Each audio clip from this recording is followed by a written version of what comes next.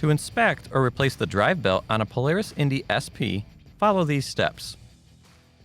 Caution: do not attempt to remove the drive belt after operating in reverse. The snowmobile must be stopped after forward motion to prevent damage to components during belt removal. Ensure the vehicle is on a flat, level surface. Remove the left side panel by releasing the rubber strap and turning the 2 quarter-turn latches. Pull the side panel out and lift up to remove.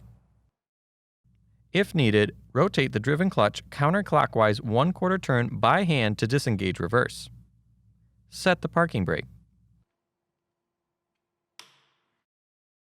Take note of the drive belt direction of rotation. The belt must be installed in the same direction if reusing. Remove the clutch spreader tool from the side panel trim and spread the trim as needed to access the clutch. Insert the clutch spreader tool into the threaded hole on the driven clutch and turn clockwise to spread the clutch.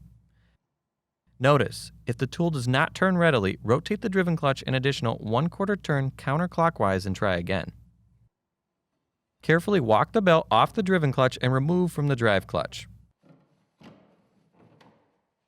Inspect the belt for any fraying, hourglassing, loose cords, missing cogs, abrasions, burns, or damage and replace if needed. Clean the area around the clutches thoroughly. Warning: failure to remove all debris when replacing the belt could result in vehicle damage, loss of control, and severe injury or death. If replacing the belt, clean with a mixture of warm soapy water and ensure the part number on the belt is facing outwards when installed. Loop the belt over the drive clutch and begin to walk it over the driven clutch sheave. Spin the belt while removing the clutch spreader tool to help seat the belt.